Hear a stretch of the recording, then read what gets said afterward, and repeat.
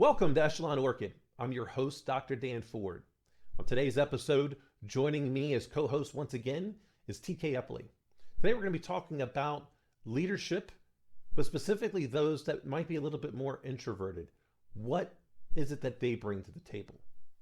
We talk about some of the great leaders that are introverts, as well as along the way, we will get into the types of people you may come across and how you might be able to deal with them. Today's kind of a special day. Not only is it TK's birthday, it's also my original BFF's birthday, Amanda. So happy birthday to you as well. Happy Easter to those that celebrate. I hope you enjoy the show. Please subscribe. If you have feedback, positive or negative, please leave a comment. Just ask that you be specific. And again, I hope you enjoy the show. Have a great day.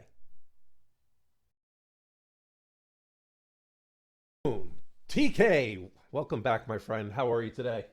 I'm very well, sir. How are you doing? Great. How is the world of flying drones? It is magnificent these days. So, do you have to get your tweets checked just like Elon does now? I do. I do. You finally reached his level.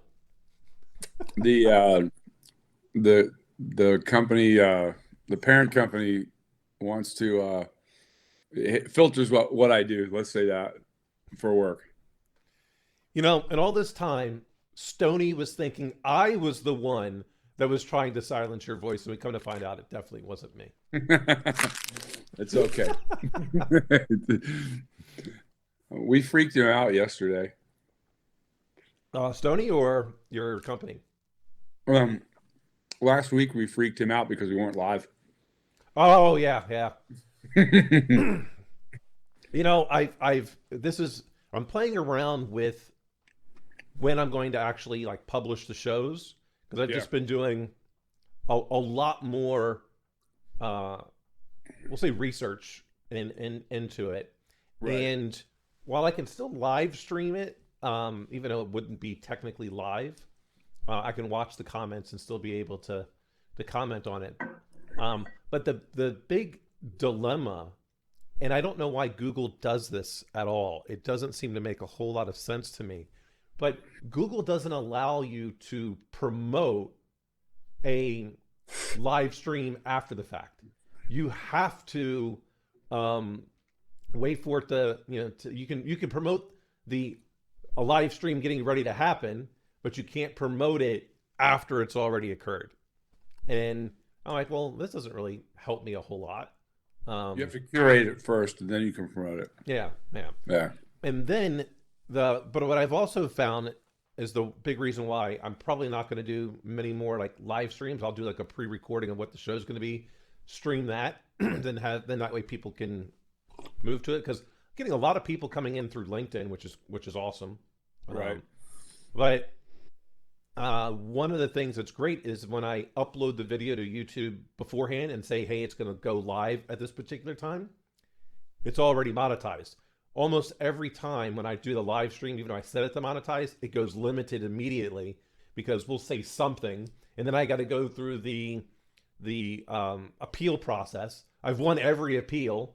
So I'm going, I'm leaving at $2.25 on the table. I need that. Well, just from, last week and knowing, the social media piece and putting it out there, I had 570 some odd views that we never would have had if we would have just done it live today on a Sunday. Yeah. And so I'll wind up posting the show according to, this one software that I use. It kind of goes out and takes a look at the best times to post. So evidently, if I get, because I've also been working on the thumbnails, trying to make those look a little bit better. Yeah. So evidently on Sunday, or at least today, as we're recording on Happy Easter Sunday to everyone out there, 6 p.m. is the best time to post on a Sunday for East Coast time. Okay. Good to know. Don't know why. That's just what the software is saying. Hey, the best time for you to do this is at 6 p.m. Most days during the week, they're saying I say 6 p.m. They actually say never post on the hour or the half hour because you're competing. So this will probably go live at, I don't know, 6:09 or something like that. 6:23 today. Yeah, something like that. So that way you're not competing with everyone else. Right. It'll go live when I'm at my favorite Ann Arbor restaurant. Which one's that? Because I haven't seen a sponsorship come in from them yet. The West End, West End Grill, fabled in song and story. Yep. So, I was thinking as to, when we talk all the time about leadership, but most of the time when we talk about leadership, it tends to be, because I think you're a little bit more introverted than what I am, or at least tend to be. A lot more, yeah. Yeah. And so, but there's a lot of also, people that are leaders that are much more introverted. And so, well, how can, because some people seem to think that if you're introverted, you just really, how can you really be a leader? And I'm going, well, there's plenty of people that are likely introverted that are leaders. Bill Gates, Elon Musk, Warren Buffett, go on and on, right? It's been said that I'm an introvert that likes to do extroverted things, and I think that's kind of, it's like doing this or being in front of a big crowd talking. It's getting out doing doing a speaking event where there's, a couple 2,000, 5,000, whatever it is, people. To me, I see one person, or I don't see anybody in the audience, and I have something I want to say, so I'm able to do it. I have my oldest mentor has said, years ago we were talking Plato? about. Is this Plato? What's that? Plato? Yeah, Playdoo, not Plato. But it's like I said, it's the 58th anniversary of my 100th birthday, and years ago we were talking about something, and I always, because I felt I had something to say in public, a message. I wanted to try to help other people. However you define somebody that wants to stand up and have a voice in the public. I thought I was an extrovert. Really what I wanted to be one. And the consequences over the years were tragic, right? Because it's just, you're playing against type. It's not who I am, right? And I've talked about this on other podcasts, and he said to me one time, he goes, when you were a young SEAL, I used to love getting you in front of everybody because I wanted to show people how engaging and smart SEALs could be, young SEALs. And he goes, but only for 6 minutes. And then he went off and started talking about something else. And I went, hey, what's the 6 minutes? He goes, because you can only contain yourself for 6 minutes. It was at 6:01 the wheels come off the cart. Well, it wasn't the wheels came off the cart. It's like there's a certain amount of time you cannot be you. And do something other than you, right? And once I realized that I wasn't an extrovert, that I was an introvert that had something to say or that wanted to do something, my life got a lot better, right? Because you started to know who you are. And I think as far as leadership goes, and dealing with the day-to-day of running a company and being thing, it's like, don't ask me to be something I'm not. Right. And I think in anything in life, whether I was an extrovert, introvert, ambivert, whatever, however you want to do that. And this goes for everybody. You have to go to who you are. And the minute you do that, you have a calming influence on yourself. And from a leadership perspective, that calming influence translates to everybody else. All right. And we've worked together for more than a minute. And it's just impossible for me to yell and scream at people. Right? That's just not who I am. I can't. I've tried. You've tried to make me do that over the years. You've tried to push me to that limit. I don't I can't do it, right?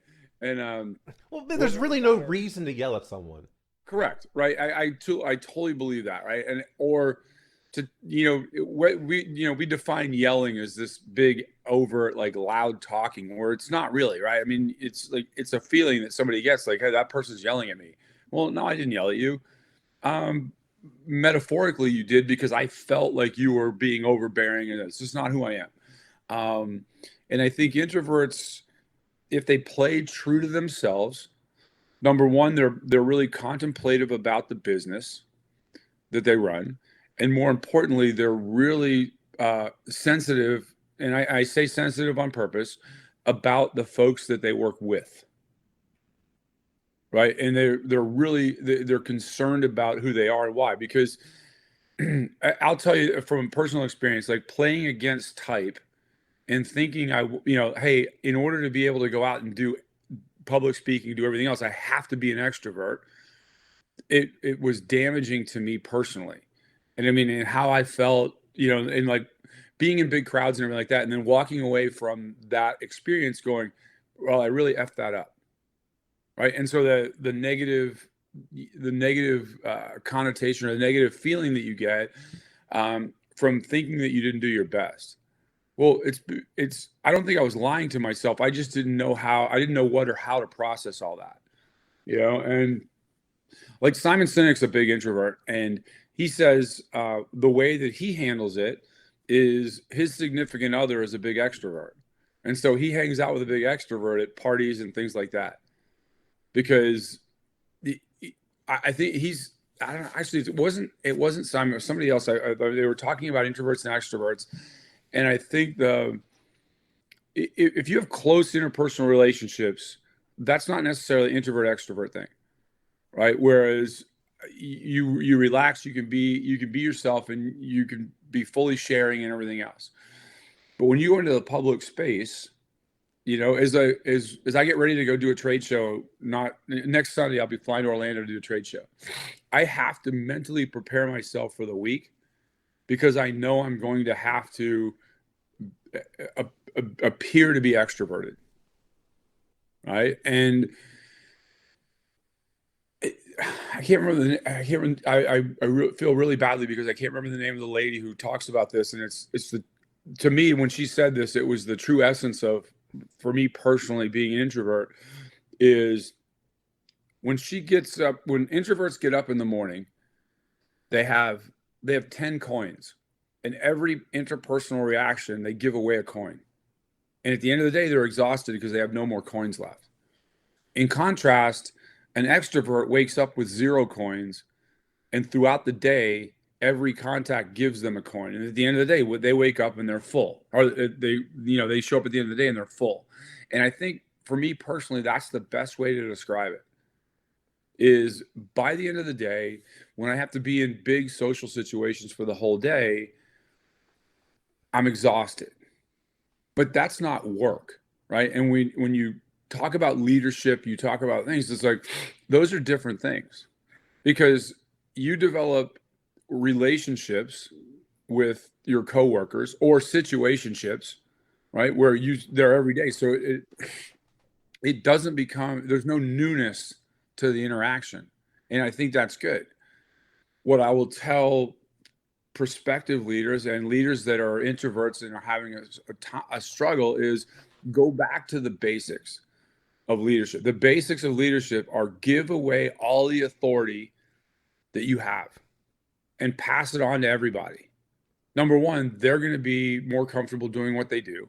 And number two, you're going to be more comfortable because you're not trying to navigate that relationship piece of, hey, I know something you don't know. Right. And I think that's at the essence of leadership, is once you get past the I know something that you don't know piece and you give it away to everybody, then it becomes easier for you to navigate every day of the week. And that's, I tell that to people all the time. I've had people say to me like, I can't just like, and it's funny because when people talk now to me about leadership, and they are leaders of companies or burgeoning leaders and they're growing up, it's like, I could immediately tell by the way they talk whether they're an introvert or extrovert, only because for most of my adult life, and probably including to a certain extent the time I was at Silent Circle with you, that I was playing against type and trying to, think. And that's really where I started to, started to change how I thought about things. And a lot of it is because of who we worked for. right? There was a different dynamic. It was a personality. It was an ugly personality type that I'd never been exposed to, and I had to learn how to navigate that and try to navigate myself, right? And I think that's really where the change goes. And when you look at, you know, some of the great leaders of our time, they're all introverts because they're contemplative, and that level of contemplation leads to greatness, because you're not, it's, I always like to say it's like you either have the visionary gene or you don't. And I think people that are introverts more often have the visionary gene than people that are extroverts. Yeah, that could be. I mean, a lot of introverts they're very deliberate with whatever message they're going to bring up. And that's likely because they've had to spend a lot of time trying to determine what the message is going to be. Because again, they only have, as you said, so many coins when they wake up for the day. Yeah. And because of that, they need to be very deliberate in their message. Because, you know, one person I used to work with used to say that I only have so many words I can say in a day, and Yeah. I'm out of words. That's a great way to say that. I love that. Right. And so she was always very deliberate with her message. Yeah.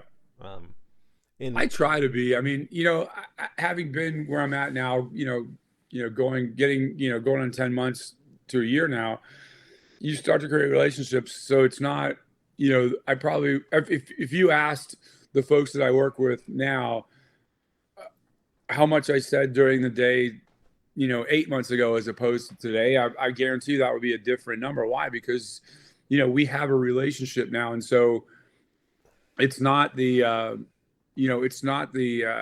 an internal thing now as opposed to an external thing, you know. So I'm a lot closer to those folks now. And so there's a freedom of speech that happens, right? But I'm saying that from a small company.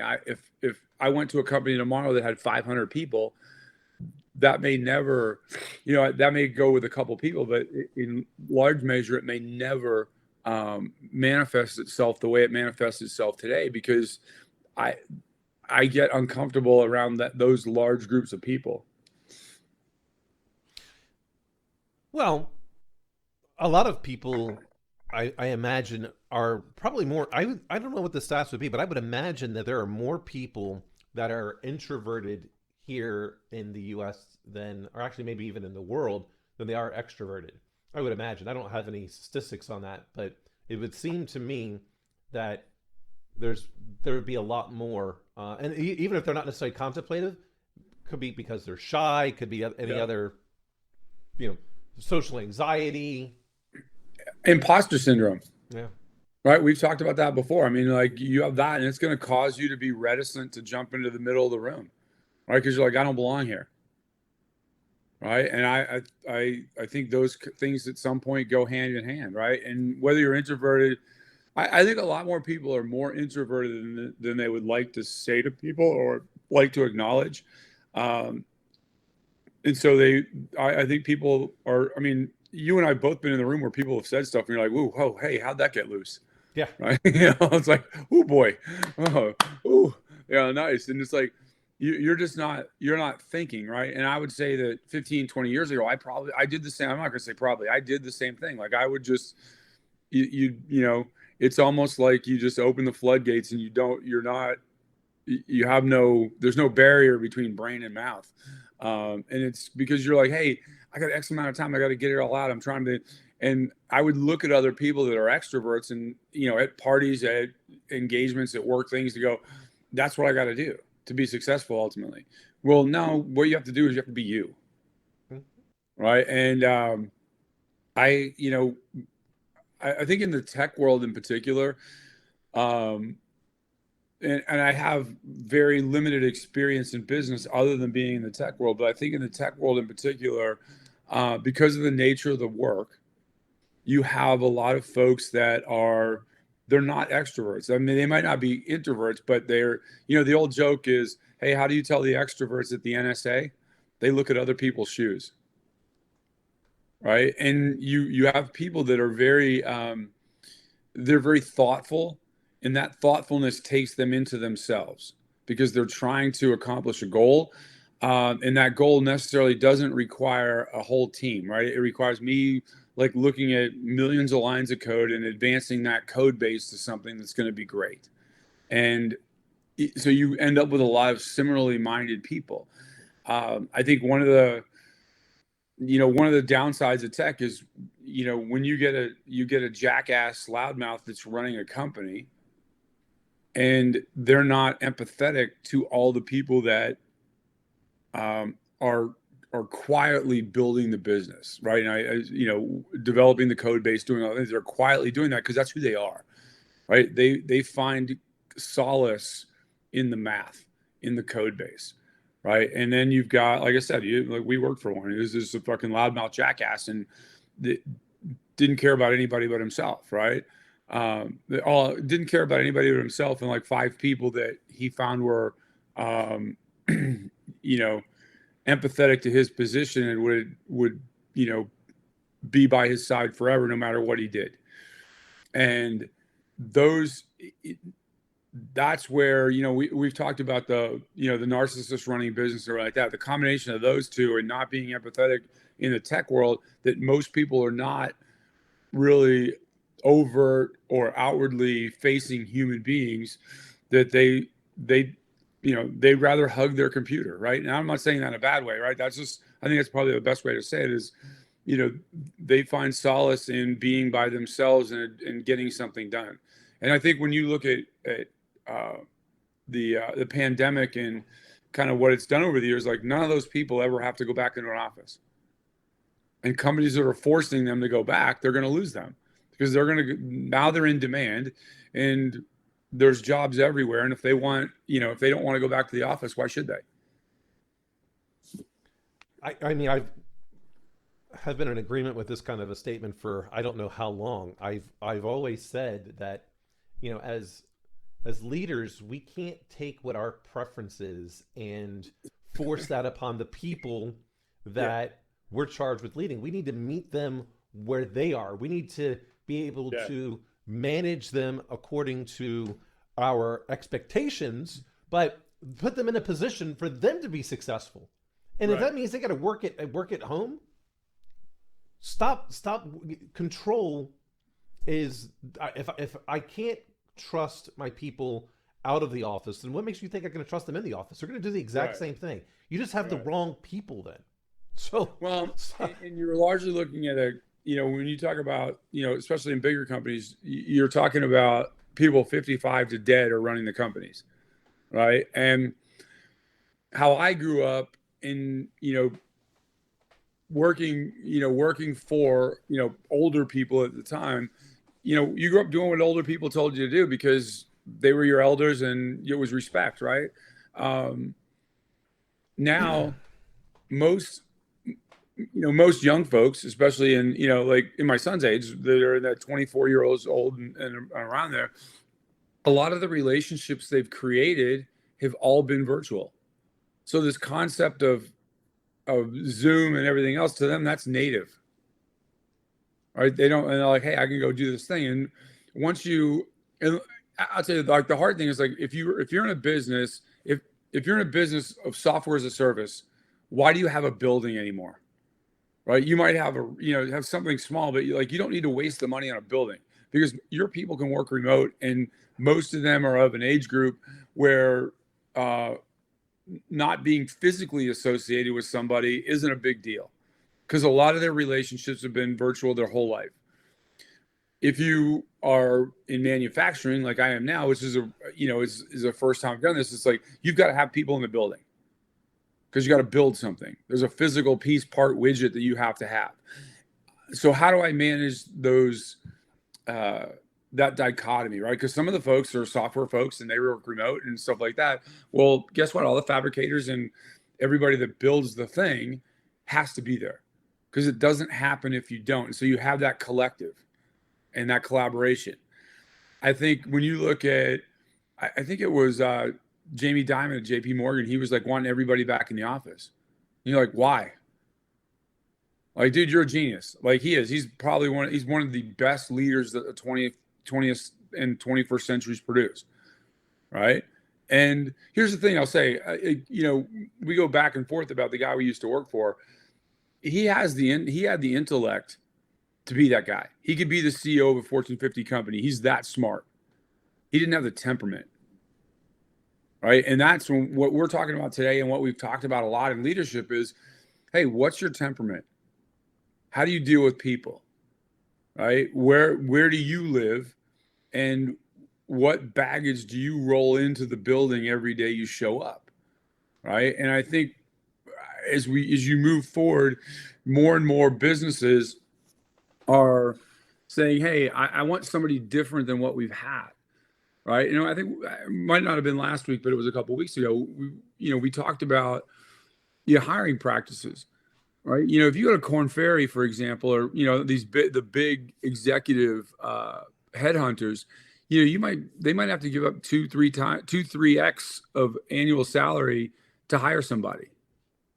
Well, if that person doesn't work out, it's like dead money on the salary cap in the NFL, right? You've got to, I don't want to get rid of that guy because I've still got a debt I got to pay off of 2 to 3x that base salary.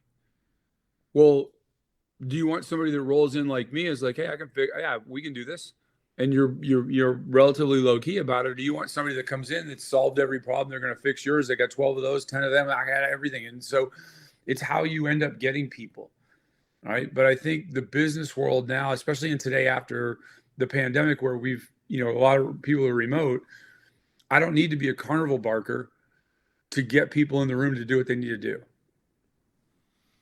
right? And I'm very, even when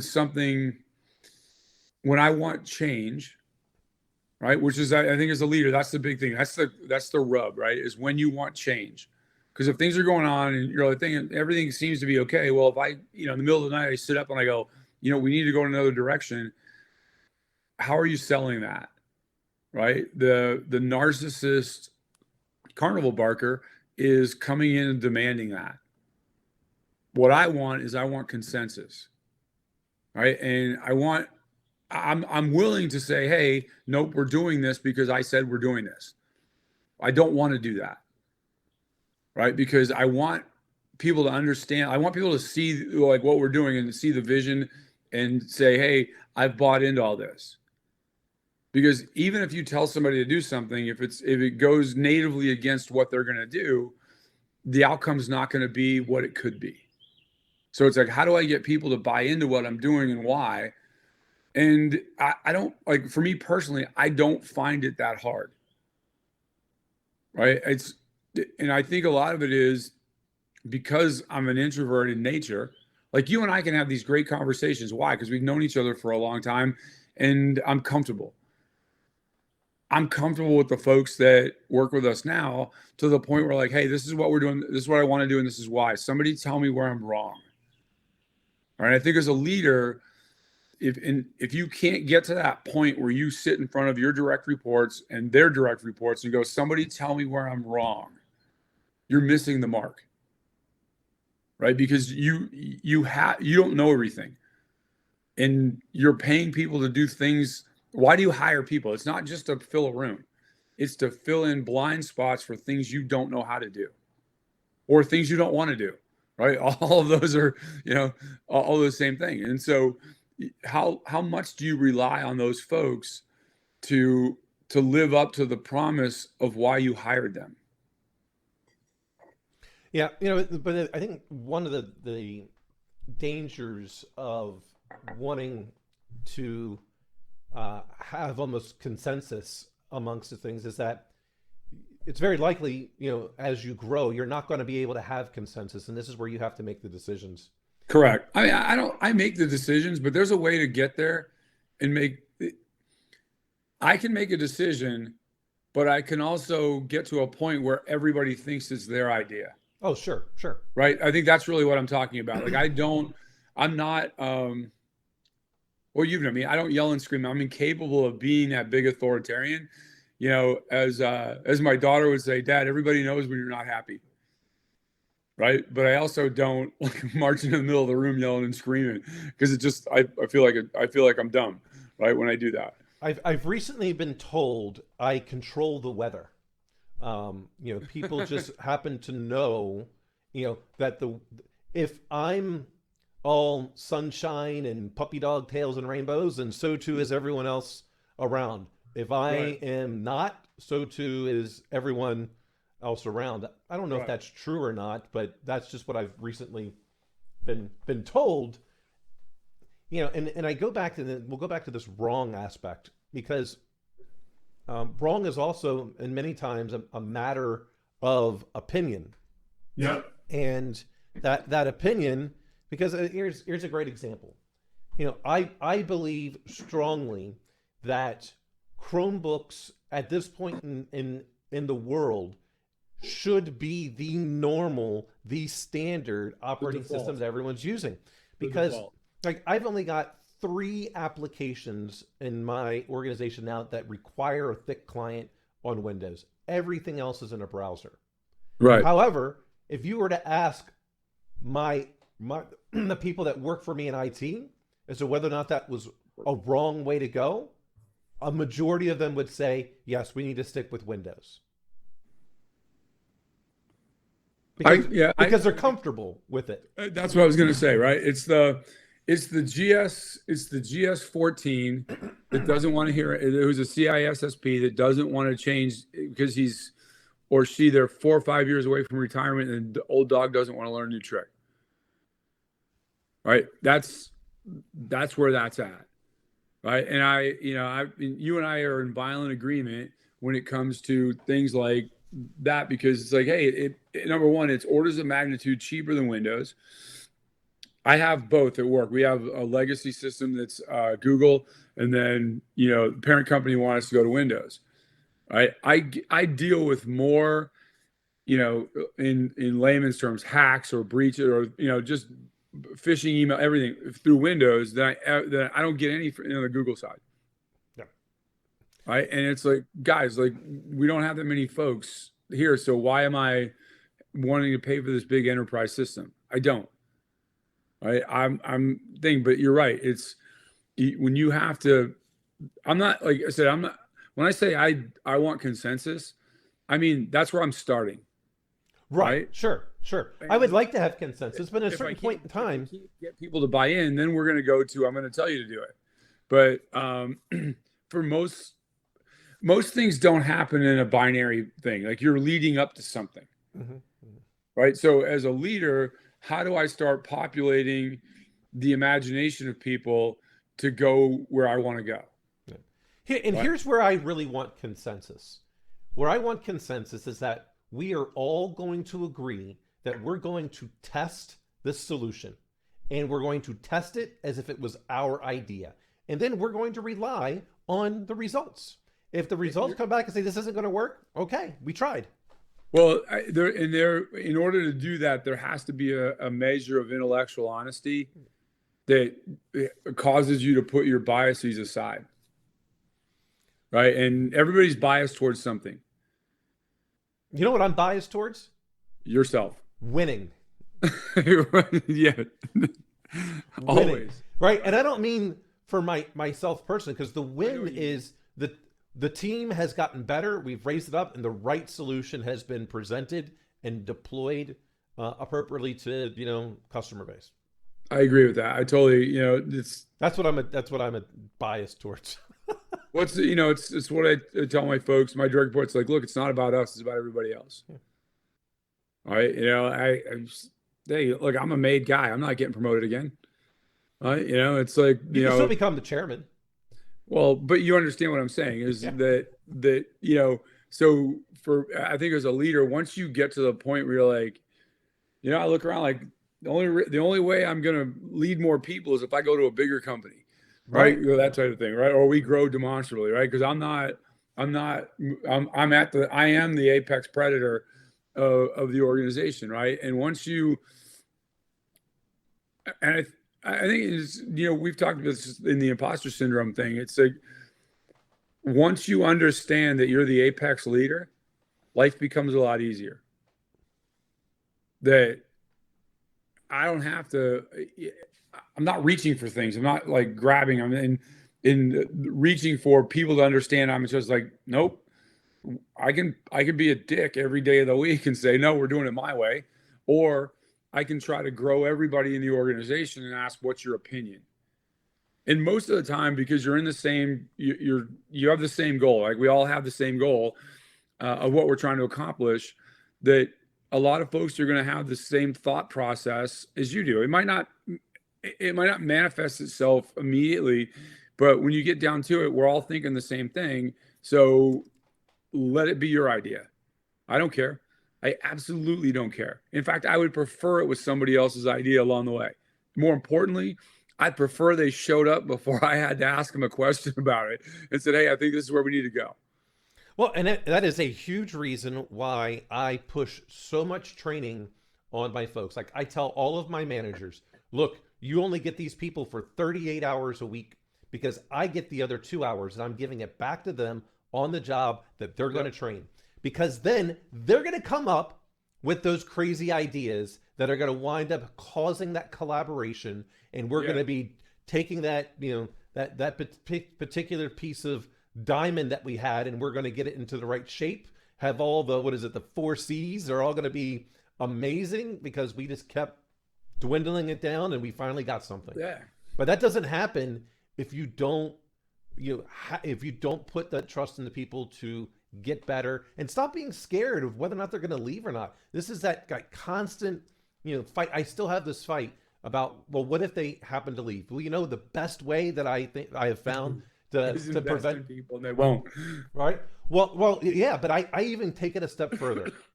I'm like, look, there might be a time in which you're ready for the next step, and I just don't have that here. Right. So I'm going to take this fear away, and I'm going to say, my LinkedIn network is open. Go read. If there's any company, any person you want to go work for, just let me know. I'll make that introduction. I say the same thing. Because here's the pro tip.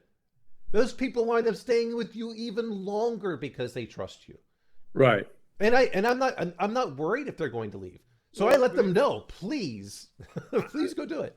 The most incensed I've seen you, like, I mean, we joke around a lot and everything like that. And but the most like personally offended I've seen you and incensed is when Death Star left and didn't tell you he was leaving. Right. And it wasn't because he was leaving.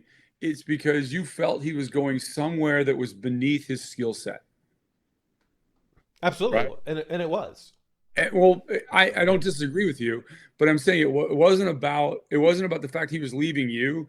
It was about the fact that he didn't trust you enough to come to you and say, hey, I'm not getting what I need here. And I know you don't have what I need available to me today. Where do I go? Right. Once people realize that, then when I first took the job that I have now, one of the folks, and you could tell this was something that was in the works long before I showed up, to the point where, when somebody's talking to you and they can't look you directly in the eye, not because they've done anything mischievous, but because they feel bad because now they've made a decision they can't walk back and they want to change it. Right. And this young man's amazing intellect. We were fortunate to have him on the team for the time we had him. And he's like, hey, I'm going to go do this. I'm going to go to another company. I'm like, all right, cool. I said, I really appreciate this. But I said, and he was kind of like hedging, like you think. I go, here's what I want you to do. I want you to go to that company. I want you to learn something that you don't know today and that we don't have in the company. And then I want you to come back to me a couple years from now. You're always welcome to come back. All right. And I'm hoping that we'll get the guy back. Right. He was an amazing engineer. Great young man. And I'm hoping we'll get him back. Why? Because his personality, his intellect and everything was something that we valued. And he felt, before I got here that, he wasn't being valued to a certain extent, because that's why people leave, right? It's not a bad thing. It's like, hey, I'm not being valued. Why? Because you don't have what I need next is something. Or if the current leader or, your direct soup is a jackass, well, you're not giving me what I need. Right? Those are usually the two reasons why people go. Like I want to move to the next step, and the next step's not available here. And that's the one where you and I both kind of share things like, hey, come and tell us. I'll go help you. There's a group of dudes that are in my age group here in Ann Arbor, that I've kind of become friends with. And one of them's son is he's a Michigan grad. He's going to Notre Dame for business school right now. And when he's been in tech sales and stuff like that. And I gave him my card and I was like, go look at my LinkedIn profile. Like if there's anybody in there I can help you with. I like his dad. I have an affinity for his father, right? And go look at my LinkedIn profile. If there's somebody I can introduce you to, I will. Right. And I said, and I told him what I would say. And he's like, that's cool. I really appreciate that. But again, that's that concept of, once you're a made guy, you've got to give it back to everybody else. All right. Because if you don't, you're going to lose your madeness, as we like to say. It's very true. I mean, people don't tend to understand that the best way to get great people is by giving all of your greatness you've already achieved away to them. Let me help. I'm here for you, right? I mean, yeah. And the minute you're not is when things go amiss, right? You both be clear. You're having a bad day, and you're like, you start feeling sorry for yourself. That might not be the right phrase, but that's it. Like it's a tough day, and you're like, I don't want to do this, whatever it is, and you start seeing if you can be self-effacing and be self-absorbed at the same time, because that's really what it takes, like, to see this, is you're feeling bad for yourself, and you walk around, you can see the temperature of the room kind of cool off in the building, because they're sensing what you do. Like I just tell people, like, when you're the leader of a company, you're the human starting gun, right? Whatever your mood is, wherever you're at, that's going to permeate throughout the building, and then certainly externally, and depending on where the company's at, that can affect the stock price. That can affect what you sell and everything else, because whether you believe it or not, the role that you play in the organization and how you engage with everyone internally and externally in the organization has a net effect far beyond what you could contemplate. And it's why great leaders can never be selfish. 100% agree with that. I think that, selfish people in general, I just don't think they're only going, they can rise only so far in an organization. Sometimes some of them are very good at this. And I even kind of go so far as to call them the workplace bully. It's the kiss ass up, kick ass down, type of people. They look like princes and princesses when the boss is in the room. But as soon as that boss leaves, they are no longer like that. And they will use the boss's name. Hey, this is what, the CEO wants. Well, because they have no influence themselves, because they're just trying to get their own self-interest pushed forward. Eventually those people get found out. You'd like to think so, right? And I mean, a lot of it is in organizations. It's kind of the self-licking lollipop, where a narcissistic CEO or leader comes in and he hires people that are sycophants, right? And once you do that, you've emboldened and empowered people to work from that metric. And a lot of folks that end up in that position, a leader, because they won't talk back, they'll be docile towards the dominant paradigm of a narcissistic leader. That leader will put them on third base, and then they think they hit a triple. Like, no, if you were an independent thinker that had your own mind and had your own backbone, you'd have never gotten the job you got. Period. All right. And qualifications don't matter, because at that level, everybody's qualified. Right. So it's not about, are you a great engineering leader? Are you a great salesperson? Are you a great thing? No, everybody's that. Right. Because people don't get C-level or executive team jobs solely based on qualification. They get them based on how they're going to fit into the group. And if you have, for example, a narcissistic leader, He wants people that are docile, or they want people that are docile so that they can control the room. Right. And I've heard 100 excuses from folks that are in that sort of hierarchy as to how they got it, why. Well, hey, this person's a bad person. Yeah, but I couldn't prove it. Okay, you're just talking yourself out of it's a mob mentality. Well, I didn't actually see him kill anybody. Right? Well, yeah, you did. You did. Right? And it's intellectually, morally, and emotionally lazy to think that you can just get away with it. And why? What are they doing it for? 99% of it, they're doing it for money. Oh, right? Absolutely they are. Yeah. I'm not afraid to want to make a dollar, but how are you doing it? Right? And people listen to this now and they can get pissed off at me if they know me and they know I'm talking about them. I don't care. Right? Because you're in a position of authority, and you got there because you didn't want to have a voice. You wanted to be quiet. You wanted to like slow play everything. And then again, like you said, it's like everything is everybody else's fault. The whole team's fucked up. Well, no, they're not. If you're going to lead, you have to own the actions of the people that you're supposed to be in charge of. And if they're good or bad, you get to own that. Right? I'm sorry if they're not producing, right? I mean, those things, right? And it makes me laugh all the time when I hear people that were put in place, right? Because that's really what they were put in place. And I'm not, like I said, I'm not saying they're not intellectually gifted enough to do the job or anything like that. They are, but they weren't hired for that.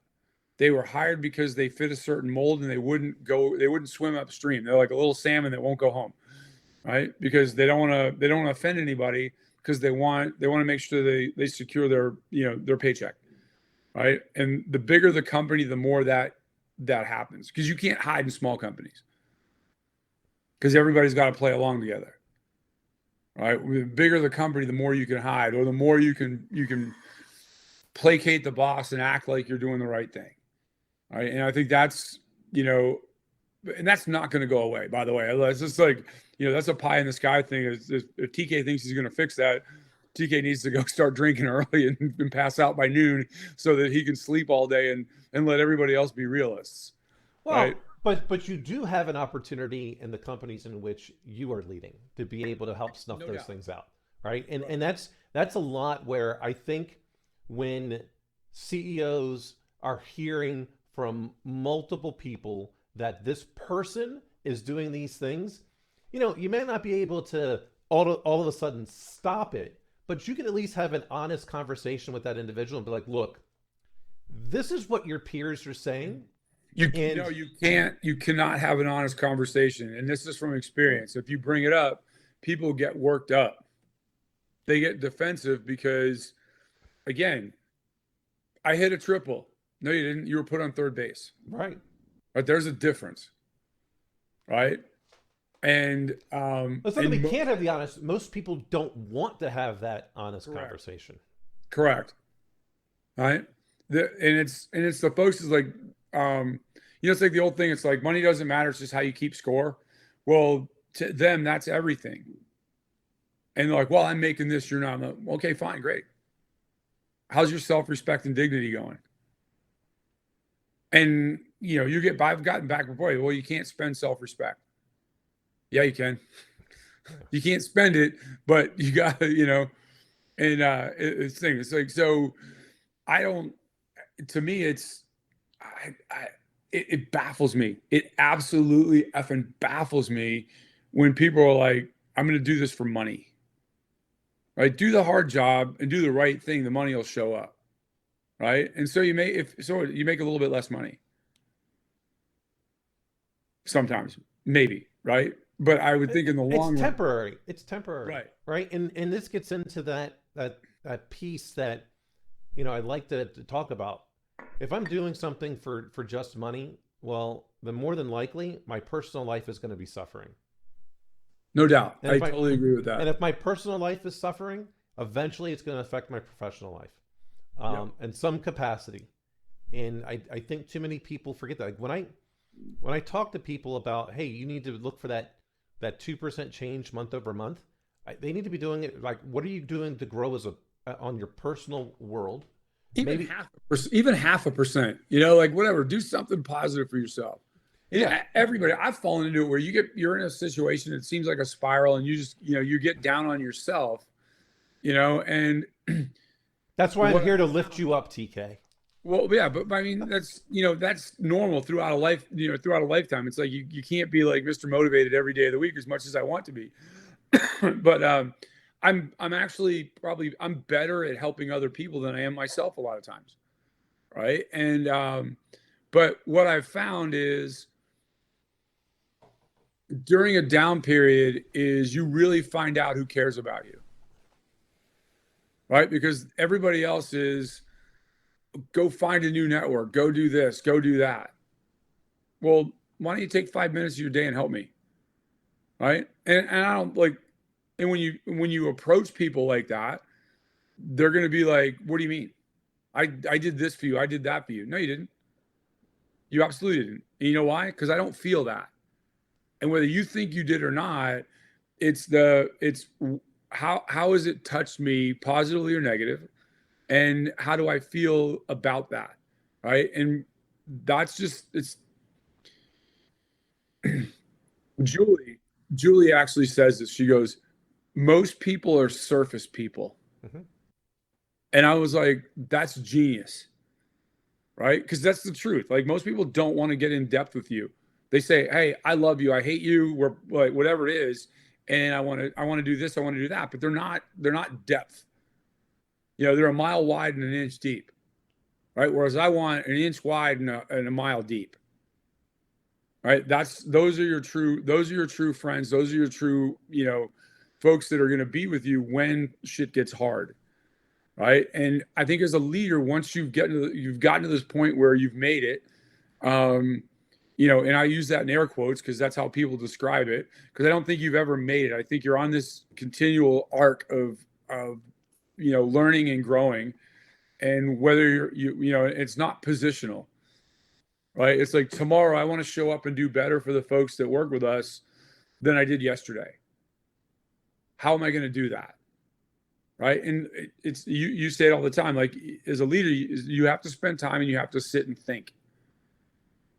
You know, Jim Valvano, when he gave that great speech, you know, at the ESPY Awards, you know, never give up, never give up. You know, the led to the V Foundation. He's like, you need to do 3 things a day.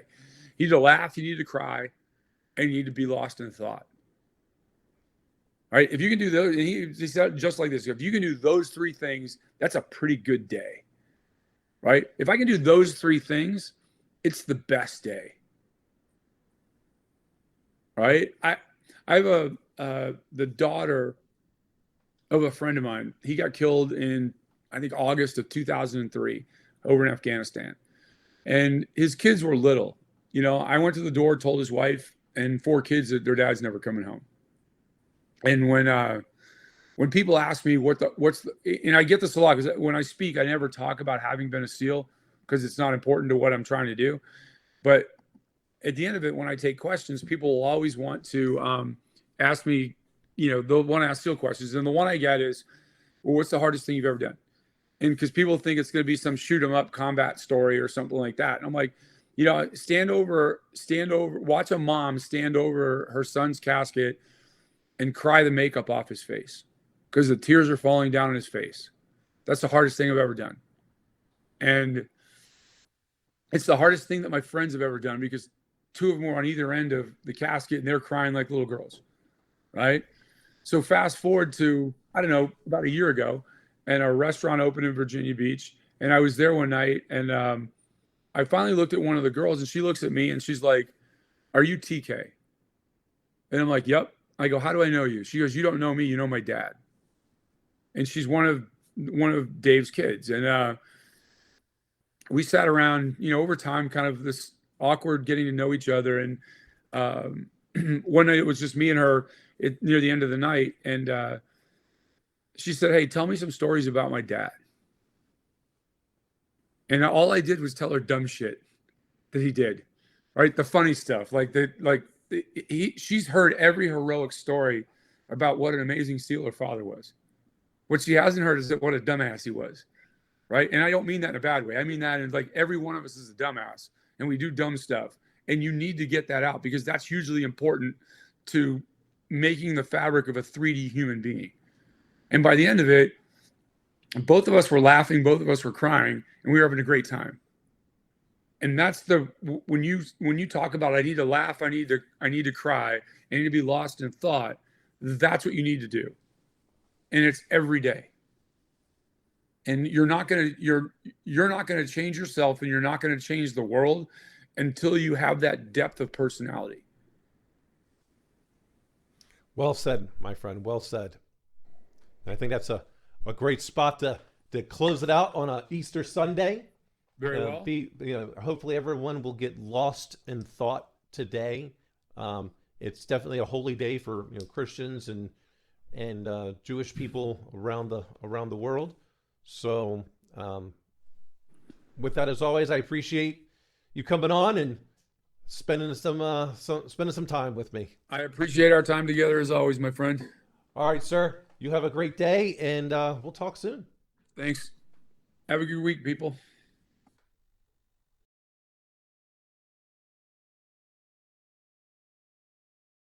Hey, everyone. I hope you enjoyed the show. Please like it. Please subscribe. If you have any comments, please leave them in there. My guests and I are very interactive. Well, we want to be better, and hopefully you got something out of this. Until next time, take care. Thank you.